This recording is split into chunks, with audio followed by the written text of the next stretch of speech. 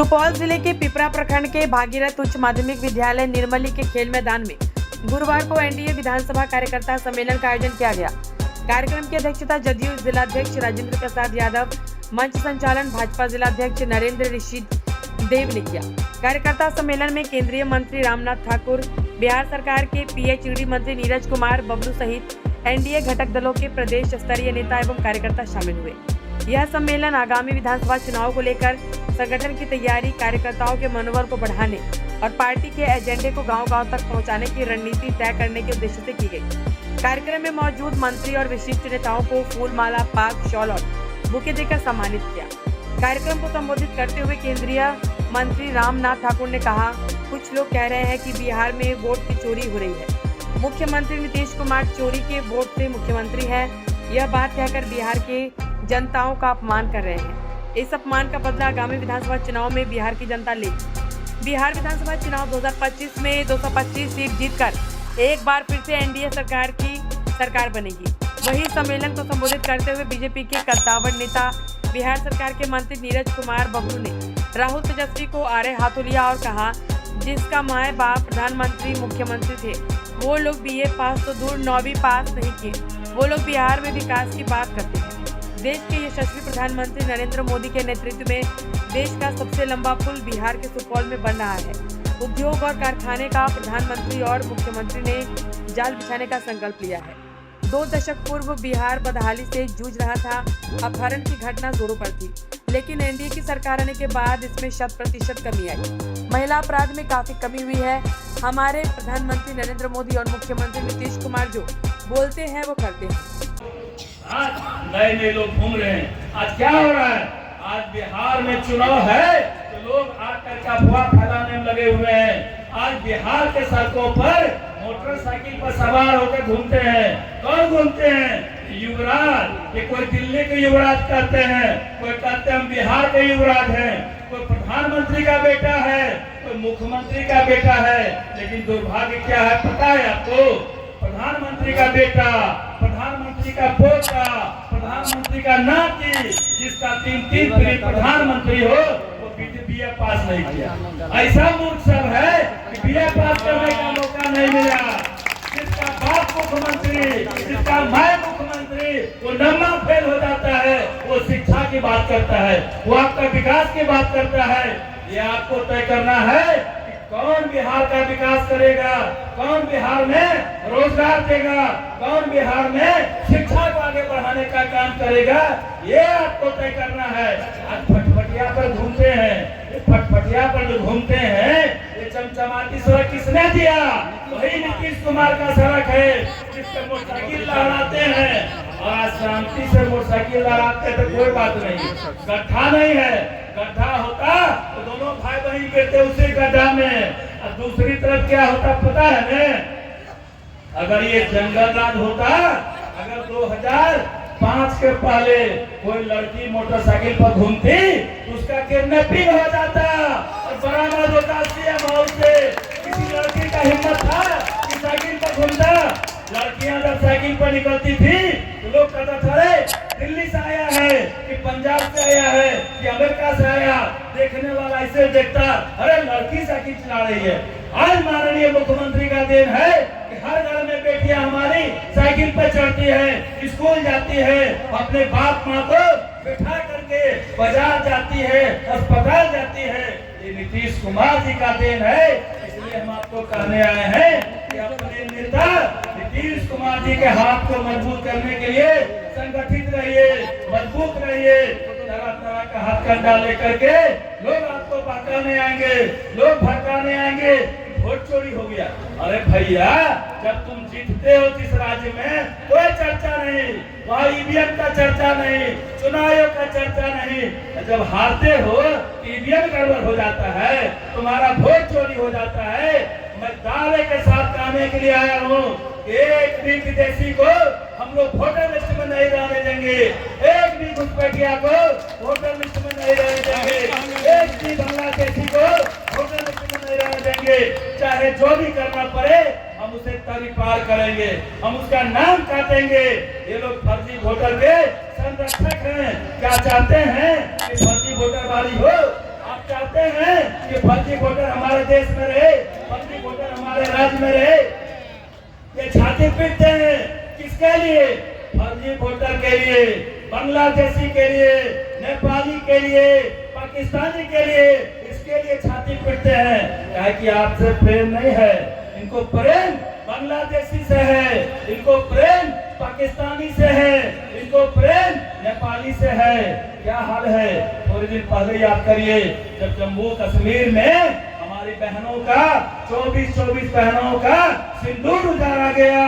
क्या स्थिति थी देश में? माननीय प्रधानमंत्री ने कसम खाया कि 13 मई से पहले जवाब देंगे और 12 दिन के बाद उन्होंने पाकिस्तान में घुस के ऑपरेशन करने का काम किया, ऑपरेशन सिंदूर चला करके, और 1 घंटे के वार में पूरा पाकिस्तान बाप करने लगा। अमेरिका से जाके हाथ जोड़ा, पैर पकड़ा कि हिंदुस्तान से बचा लो, नहीं तो पाकिस्तान को नष्टो नाबूद कर देगा, नक्शे से पाकिस्तान हटा देगा। ये हाल है हमारे प्रधानमंत्री का, जिनका नाम सुन करके सीना चौड़ा होता है, रोंगटे खड़े हो जाते हैं, जिनका 56 इंची का सीना है। आपको भी गर्व होना चाहिए और हमें भी गर्व होता है उनके नाम से, उनके काम से। इसलिए हम कहने आए हैं कि अपना कमर मजबूत करके रहिए, संगठित रहिए, नहीं तो योगी जी कहते हैं भैया बटोगे तो कटोगे। इस बात का ध्यान रखना है और मजबूती से ध्यान रखना है, अन्यथा बिचौलिया आएगा, कान में फूकेगा। जैसे हम लोग कहते हैं कि खेला मजारी आएगा, दाना डालेगा, लोग से उसमें फंसना नहीं। ये क्या करते हैं? ये बिहार को जो बाहर का नेता गाली देता है, आप अभी देखे होइएगा, स्टालिन को मुख्यमंत्री है आंध्र प्रदेश का, जिसने बिहारी को गाली दिया, कहा बिहारी के डीएनए में दोष है, बिहारी जो है वो मजबूत मजदूर होता है, लेटरिन साफ करता है हमारा। इस तरह का जिसने गाली दिया उसको कांग्रेस के लोग, उसको राजद के लोग कंधा पे बैठा के बिहार घुमा रहे हैं। क्या जवाब होना चाहिए? ऐसे नेताओं को जूता चप्पल से जवाब दीजिए, जूता चप्पल से। हमारा बिहार का सम्मान है, हम बिहारी सम्मान के लिए जीते हैं, ना कि रोजगार के लिए। हमारा पहले सम्मान है, हम जहाँ रहेंगे देश में सो सम्मान रहेंगे। जो हमें अपमानित करेगा हम उसे बिहार में घुसने नहीं देंगे। ऐसा कसम खा के जाइए और मजबूत कमर करके जाइए। भाई रामविलास कामत जी आपके मजबूत विधायक हैं और मैं गवाह हूँ। मैं पिछले 20 साल से विधानसभा में हूँ और मैंने इन्हें देखा है कि सरकार ऊपर नरेंद्र मोदी और नीचे नीतीश कुमार जी दोनों मिलकर के बिहार को आगे बढ़ाने में लगे हुए हैं। और बिहार में पिछले 15 साल से जिस तरह से विकास का काम हो रहा है, हमको नहीं लगता है कि आपको बताने की आवश्यकता है। आप महसूस कर रहे हैं, आप एक एक काम को देख रहे हैं। जहां हम अवस्थित हैं, ये पिपरा विधानसभा हो या सुपौल जिला हो, क्या हाल था 2005 के पहले? हम लोग कोसी के इलाके में लोग कहता टप्पू का इलाका था, यहाँ लोग आने से घबराते थे। और जब हमको पटना जाना होता था तो सोचना पड़ता था कि कहां से जाएंगे, कभी सहरसा होकर के, महजकूट होकर के, कभी पूर्णिया होकर के, कुर्सेला होकर के, तो कभी नेपाल घुस करके जाना पड़ता था पटना। लगता था समय 7 घंटा, 8 घंटा, 10 घंटा, 12 घंटा, इतना समय लगता था। जब से ये 4 लेन की सड़क बन गई है, सुपौल का दिशा और दशा बदल गया है। कितना समय में पटना जाते हैं? मात्र 4 घंटे में पटना जाते हैं। और सुपौल जो है भारत के नक्शे पे आ गया है। और जब से माननीय प्रधानमंत्री आदरणीय नरेंद्र मोदी जी बिहार को फोकस कर रहे हैं, तब से सुपौल का और अलग पहचान बन गया है। सुपौल में कई बड़े बड़े काम हो रहे हैं। हम पहले सुपौल की बात करेंगे, फिर राज्य की बात करेंगे। सुपौल का एक विशेष पहचान भी हमारा बनने जा रहा है। सुपौल जिला देश का पहला जिला होगा जहां देश का सबसे बड़ा पुल कोसी पर बन रहा है। वो देश का सबसे बड़ा पुल है। ये हमारे लिए सम्मान की बात है। इसके लिए माननीय प्रधानमंत्री जी का जितना भी अभिनंदन करेंगे वो कम होगा। इसके अलावे माननीय प्रधानमंत्री जी लगातार बिहार के काम के साथ साथ सुपौल को भी फोकस कर रहे हैं। हम ये मानते हैं कि सुपौल जिला किसी जिले से पीछे नहीं है। जिस तरह से यहाँ विकास का काम हो रहा है, कोई ऐसा गांव नहीं बचा जहाँ पक्की सड़क नहीं पहुँच गया, कोई घर नहीं है जहाँ बिजली पहुँच गया, और कोई ऐसा परिवार नहीं है जहाँ हम लोग स्वास्थ्य की व्यवस्था नहीं करा रहे हैं। माननीय प्रधानमंत्री जी का आशीर्वाद से हर आदमी को आयुष्मान कार्ड दिया जा रहा है। जो आयुष्मान कार्ड कोरोना के बाद ये माननीय प्रधानमंत्री ने विचार किया कि जब कोई बीमारी आती है, महामारी होता है, तो अमीर तो अपना इलाज करा लेते हैं, लेकिन गरीब आदमी इलाज के बगैर मरते रहते हैं। इसलिए उन्होंने गरीबों के इलाज के लिए आयुष्मान कार्ड का व्यवस्था किया। तो आयुष्मान कार्ड से एक एक गरीब का एक साल में 5 लाख रुपया तक का इलाज होगा। उनका संकल्प है कि हम एक भी गरीब को दवाई के बिना नहीं मरने देंगे, एक भी गरीब को इलाज के बगैर नहीं मरने देंगे। ऐसे माननीय प्रधानमंत्री जी के लिए जोरदार ताली बजाइए। जो आपका ख्याल करते हैं, एक एक गरीब का ख्याल करते हैं, एक एक किसान भाई का ख्याल करते हैं। उन्होंने कहा है हम अपने किसान भाई का आय 2 गुना करेंगे। जो आपकी कमाई है उसे 2 गुना करने का कई ऐसा योजना चल रहा है। और सबसे बड़ा योजना हम आपको बता दें कि पहले हमारे गाँव में बिजली नहीं होता था, हमारे घरों में बिजली नहीं होता था। कहीं अगर बिजली होता भी था तो मुश्किल से 1 घंटा 2 घंटा बिजली आता था। अब इतना बड़ा परिवर्तन है कि वो पहले 1 घंटा बिजली आता था, अब मुश्किल से 1 घंटा बिजली जाता है। ये बड़ा परिवर्तन है। तो हर घर को बिजली के साथ साथ हमने हर किसान के लिए खेतों में बिजली की व्यवस्था की है। और किसान भाइयों का पटवन जो है, पहले हम लोग 1000 के डीजल से जहाँ पटवन करते थे, वहाँ 100 रुपए के बिजली से पटवन हो रहा है किसानों का। ये बड़ा बदलाव है। ये हमारे किसानों के लिए बदलाव का काम किया गया है। इसके अलावे माननीय मुख्यमंत्री जी लगातार एक एक गरीब की चिंता करते हैं, एक एक हमारे सभी समाज के वर्ग के लोगों का चिंता करते हैं। ललन जी अभी बता रहे थे कि कितनी सारी योजनाएं हैं एक एक गरीब के लिए। अमीर लोग जब शादी ब्याह करते हैं तो शहर में चले जाते हैं, बड़े बड़े पंडाल बुक कर लेते हैं, शहर से दूसरे शहर चले जाते हैं। लेकिन गरीब भाई कहीं जा नहीं पाते थे, जगह का अभाव हो गया। इसके लिए उन्होंने कन्या विवाह योजना के तहत हर पंचायत में 50 लाख रुपए के लागत से योजना सैंक्शन कर दिया है। गरीबों के लिए विवाह भवन बनेगा और गरीब भाइयों को कहीं गांव छोड़ के जाना नहीं पड़ेगा। और एक एक गरीबों के लिए हर तरह की व्यवस्था की जा रही है। हर परिवार में अनाज दिया जा रहा है। और ये अनाज कब से शुरू हुआ? जब कोरोना काल में महामारी आया, लोग मरने लगे और लोग जब बेरोजगार हो गए तो माननीय प्रधानमंत्री ने देखा कि इस बेरोजगारी में हमारे गरीब मर रहे हैं, कहीं कोई काम नहीं है। महीना से 2 महीना से लोग घरों में बंद हैं, खाने का आफत हो गया।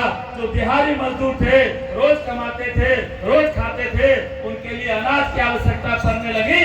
तब जाकर के माननीय प्रधानमंत्री ने योजना तय किया कि हर गरीब को हर घर में पहुंचा करके 5 किलो योजना हम लोग देंगे।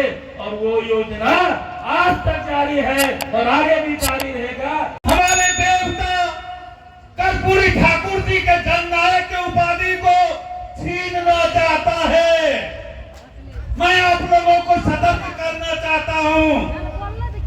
अत्यंत पिछड़े वर्ग के हमारे साथियों, भाइयों, माता बहनों, गरीब गुरुओं, दलित महादलित के हमारे समाज के लोग, आपको समझना पड़ेगा इस साजिश को।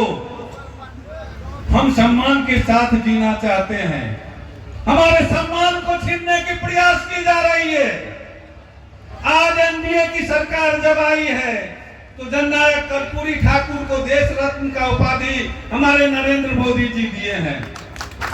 उन्होंने सम्मानित किया है। नीतीश जी ने उसके लिए लगातार आवाज उठाई है। कल देश रत्न का उन्हें इस बार पद मिला है। लेकिन वो जननायक का, जो हमारे नेता कर्पूरी जी का जो पद है, उसको छीनने की साजिश कर रही है। पूरे देश में कहीं जननायक नहीं बनते और बिहार में आते हैं तो कहते हैं हम जननायक हो गए। भाई किस चीज का जननायक? आप किस गरीब के लिए काम कर रहे हैं? आप एक योजना की बात नहीं करते, सिर्फ SIR की बात करते हैं। आते हैं यहाँ पर घूम रहे हैं, कोई योजना की बात नहीं, सड़कों की बात नहीं, पुलों की बात नहीं, विकास की कोई बात नहीं। वोटर लिस्ट से नाम छट रहा है।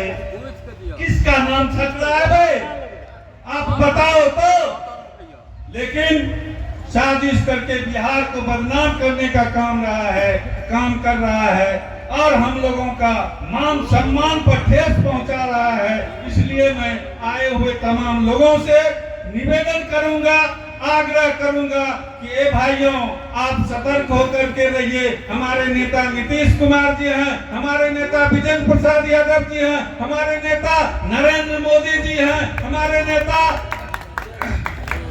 चिराग पासवान जी हैं, हमारे नेता उपेंद्र पासवान जी और मांझी जी हैं, जो NDA के नेता हैं और सबों ने मिलकर के तय कर दिया है कि 2025 फिर से नीतीश और 225। तो इसमें आपको भी सहयोग करना है, आपको भी मदद करना है और फिर से बिहार के मुख्यमंत्री बनाने के लिए नीतीश कुमार जी को समर्थन देना है।